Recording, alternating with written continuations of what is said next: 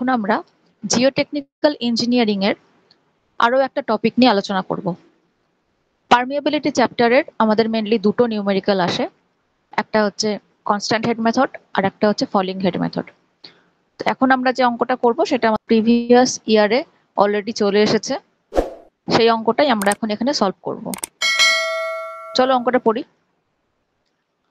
দেখো এখানে লেখা আছে কি, A sample of coarse sand is tested in a constant head permeameter. The sample is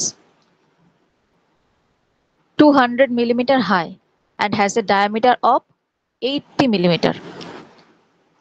Water flows through the soil under a constant head of 1 meter in 15 minutes. The mass of discharged water was found to be 11.77 Newton. Determine the coefficient of permeability of the soil. তাহলে এখানে দেখতে পাচ্ছি আমাদের কাছে কি কি data দেওয়া আছে না, হাইট অফ সয়েল আমাদেরকে দেওয়া আছে। হাইট অফ সয়েল স্যাম্পল কত, দেখো এখানে দেওয়া ছিল 200 মিলিমিটার। তাহলে আমরা কি করলাম, হাইট অফ সয়েল স্যাম্পল করলাম এল ইকুয়াল টু 200 মিলিমিটার, যেটাকে আমরা মিটারে কনভার্ট করলাম এবং সেটা হলো 0.2 মিটার। নেক্সট কি দেওয়া আছে, দেখো 80 মিলিমিটার দেওয়া আছে আমাদের ডায়ামিটার। তাহলে ডায়া অফ সয়েল স্যাম্পল সেটা আমরা কি দিয়ে ডিনোট করি, ডি দিয়ে। তাহলে ডি ইকুয়াল টু কি 80 মিলিমিটার। 80 মিলিমিটার ইকুয়াল টু, এটাকেও আমরা মিটারে কনভার্ট করব 0.08 মিটার। মিলিমিটারকে মিটারে কনভার্ট করতে গেলে কি করতে হয়, 1000 দিয়ে ভাগ করতে হয়। বেশ, এবার আমরা কি দেখছি, দেখো এখানে আমাদের একটা কনস্ট্যান্ট হেড দেওয়া আছে। কনস্ট্যান্ট হেড সেটা হচ্ছে 1 মিটার দেওয়া আছে। তাহলে কনস্ট্যান্ট হেডকে আমরা এইচ দিয়ে ডিনোট করি। তাহলে এইচ ইকুয়াল টু 1 মিটার। তার সাথে কি দেওয়া আছে না, কত মিনিটে এটা হচ্ছে, 15 মিনিটে হচ্ছে। তার টাইম আমাদের কত দেওয়া আছে, 15 মিনিট দেওয়া আছে। তাহলে আমরা সমস্ত অঙ্ক কিসে করি, সেকেন্ডে করে থাকি। তাহলে আমি মিনিটকে সেকেন্ডে কনভার্ট করলাম, 15কে 60 দিয়ে গুণ করে এখানে আমি 900 সেকেন্ড কিন্তু করেছি। আর কি দেওয়া আছে, দেখো এখানে বলেছে the mass of the discharge water was found to be 11.77 newton. এবার মাস তো আমাদের নিউটনে হতে পারে না, তাহলে এটা অ্যাকচুয়ালি আমাদেরকে কি দেওয়া আছে, ওয়েটে দেওয়া আছে। ঠিক আছে, ওয়েট ইকুয়াল টু 11.77 নিউটন, সেটা কিন্তু আমরা এখান থেকে পেয়ে যাচ্ছি। তাহলে আমাদের বের করতে বলেছে কি, আমাদের বের করতে বলেছে কোএফিসিয়েন্ট অফ পারমিয়াবিলিটি। বেশ, তাহলে এবার এই সমস্ত অঙ্ক করতে গেলে আমরা কি দেখব না, যেটা আমাদেরকে বের করতে বলেছে সেটা আগে আমরা লিখে নিই, দেখি যে কোন প্রসেসে আমরা অঙ্কটা দিকে এগোতে পারি। কোএফিসিয়েন্ট অফ পারমিয়াবিলিটির সূত্র কি আছে দেখে নিই, Q equal to K I into A, তাই তো, এটা হচ্ছে আমাদের সূত্র। এখানে আমাদের কোএফিসিয়েন্ট অফ পারমিয়াবিলিটি কোনটা, এই যে কে, যেটা কে হচ্ছে আমাদের কোএফিসিয়েন্ট অফ পারমিয়াবিলিটি। বেশ, তাহলে দেখো আমাদেরকে এখানে কে এর ভ্যালুটা বের করতে হচ্ছে। তাহলে কে ইকুয়াল টু আমরা কি লিখতে পারি, Q by I into A. Q কি, কিউ হচ্ছে আমাদের ডিসচার্জ, ওকে। আর কি আই, আই হচ্ছে হাইড্রোলিক গ্রেডিয়েন্ট, আর এ হচ্ছে আমাদের এরিয়া। এবার দেখো এই যে অঙ্কটার ক্ষেত্রে আমাদেরকে কে এর ভ্যালুটা বের করতে দিয়েছে, এই যে কে এর ভ্যালু আমরা বের করব, কে সমান কি লিখলাম, কিউ বাই আই ইন্টু এ। এখানে কিউ এর ভ্যালু কি আমার কাছে কোথাও গিভেন ডেটার মধ্যে দেওয়া আছে, কোথাও আমি কিউ এর ভ্যালু কিন্তু পাইনি। আই এর যে ভ্যালু সেটাও কিন্তু আমি পাইনি, এর যে ভ্যালু সেটাও কিন্তু আমি পাইনি। তাহলে এই তিনটে ভ্যালুই কিন্তু আমাকে বার করতে হবে, তবে আমি অঙ্কটা কিন্তু করতে পারবো। তাহলে এই যে কিউ, কিউ সমান ডিসচার্জ, ডিসচার্জকে আমরা কিভাবে বের করতে পারি, দেখো ডিসচার্জ কিউ ইকুয়াল টু আমরা কি লিখতে পারি, V by T, volume by time করে কিন্তু আমরা ডিসচার্জ বের করতে পারি। এই যে আই, আই হচ্ছে হাইড্রোলিক গ্রেডিয়েন্ট, এটা কিভাবে পাই, আই ইকুয়াল টু আমরা লিখতে পারি এইচ বাই এল। এই যে এরিয়া, এরিয়াকে কিভাবে পাই, এরিয়া পাই হচ্ছে আমরা পাই ডি স্কোয়ার বাই 4, এটা তোমরা সবাই জানো। তাহলে আমাদের আগে এই তিনটে ভ্যালু কিন্তু বের করতে হবে, তবেই গিয়ে আমরা কি এইখানে ভ্যালুগুলো পুট করতে পারবো এবং সেখান থেকে আমরা কে এর ভ্যালু কিন্তু পাবো। এবার দেখো এই যে কিউ ইকুয়াল টু আমরা ভি বাই টি বলছি, এই যে ভি, এই ভিও কি আমাদের জানা আছে, ভিও কিন্তু আমাদের জানা নেই। তাহলে ভি এর ভ্যালুটা আমাদের বের করতে হবে। তাহলে ভি সমান আমরা কি লিখতে পারি, ভি সমান আমরা লিখতে পারি W by rho W into G. তাহলে এই যে এই পয়েন্টটা আমরা লিখলাম যে V equal to W by rho W into G, এটা আমরা কোথায় থেকে পেলাম, আমরা কি জানি, আমরা জানি ডাব্লিউ ইকুয়াল টু এমজি, তাই তো, weight equal to mass into gravity. আরো কি জানি, রো ডাব্লু যেটা, রো ডাব্লু সমান আমরা কি জানি, মাস বাই ভলিউম, তাই তো? ডেনসিটি ইকুয়াল টু কি, মাস বাই ভলিউম। এবার যদি আমরা বোথ সাইডে জি দিয়ে গুণ করি, তাহলে এই যে রো ডাব্লু তার সাথে যদি আমি জি গুণ করি, একই ভাবে আমি যদি এম এর সাথে জি গুণ করি ডিভাইডেড বাই ভি থাকে, তাহলে যে এম ইন্টু জি এটা আমরা কি পেয়ে যাচ্ছি, এটা কিন্তু আমরা ওয়েট পেয়ে যাচ্ছি।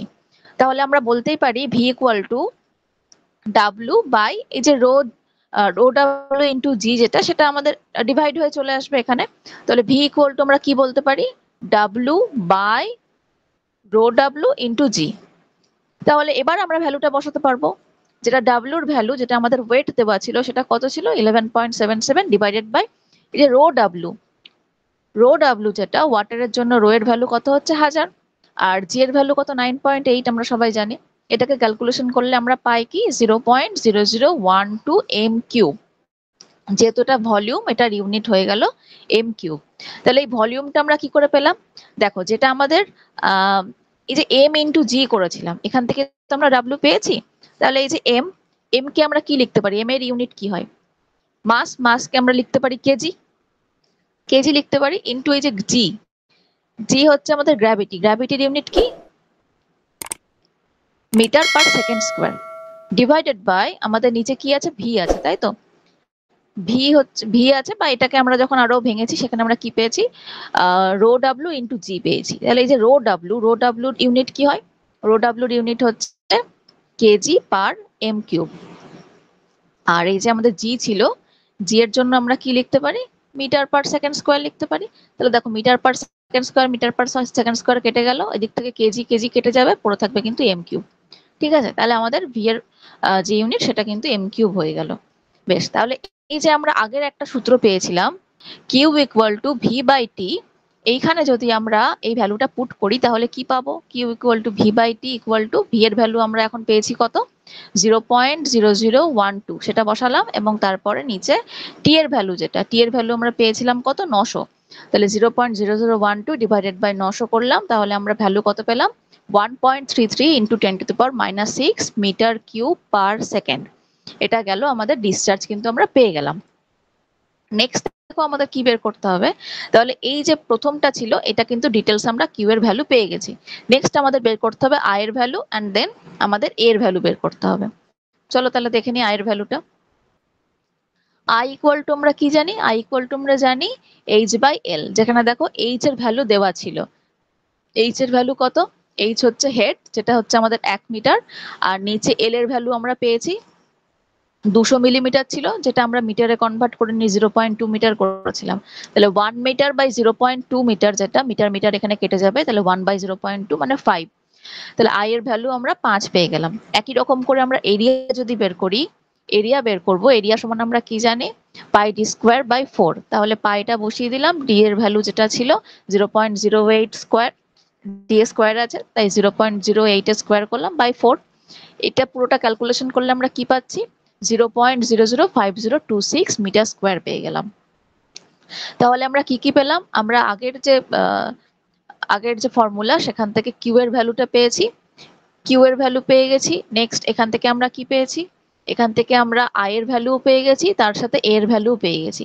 এবার আমাদের যে মেন ফর্মুলা ছিল যে K is equal to Q by A into I, এখানে যদি আমরা ডাইরেক্ট এই ভ্যালুগুলো পুট করি তাহলে কিন্তু আমরা এই কে এর ভ্যালু বা কোএফিসিয়েন্ট অফ পারমিয়াবিলিটির ভ্যালু কিন্তু আমরা পেয়ে যাব।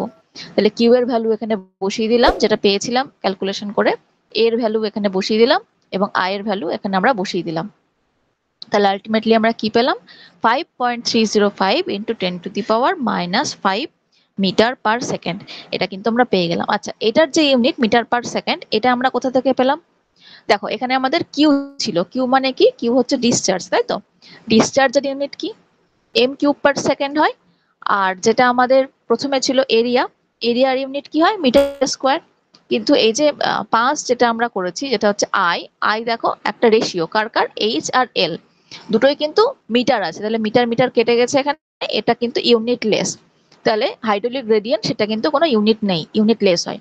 তাহলে এখান থেকে আমরা মিটার স্কোয়ার মিটার কিউব কাটলে এখানে মিটার থাকে, তাহলে আমরা ইউনিট কিন্তু লিখতে পারি মিটার পার সেকেন্ড। ওকে, তাহলে ফাইনালি আমরা যেটা অ্যান্সার পেলাম সেটা পেলাম 5.305 ইন্টু 10⁻⁻5 মিটার পার সেকেন্ড। ঠিক আছে, তো এই ধরনের অঙ্ক যেহেতু প্রত্যেক বছরই তোমাদের আসছে, সেজন্য আমার মনে হয়েছে যে এবছরও হয়তো কনস্ট্যান্ট হেড মেথড থেকে অঙ্ক আসতে পারে, তাই আগের বছরের কোশ্চেনটাই কিন্তু আমরা সলভ করে দিলাম। এই ধরনের অঙ্কই তোমাদের আসবে, বড়জোর ডেটাগুলো চেঞ্জ করে দিতে পারে। তো সেই হিসেবেই যে প্রসেস আমি দেখালাম, সেই প্রসেসে তোমরা যদি ফলো করো তাহলে কিন্তু অবশ্যই তোমাদের অঙ্কটা ঠিকঠাক মতো তোমরা করে আসতে পারবে পরীক্ষায়। আর এরকম ধরনের আরো ভিডিও পেতে তোমরা অবশ্যই আমাদের চ্যানেলটা সাবস্ক্রাইব করো, তার সাথে অবশ্যই লাইক, কমেন্ট এবং শেয়ার কিন্তু মাস্ট।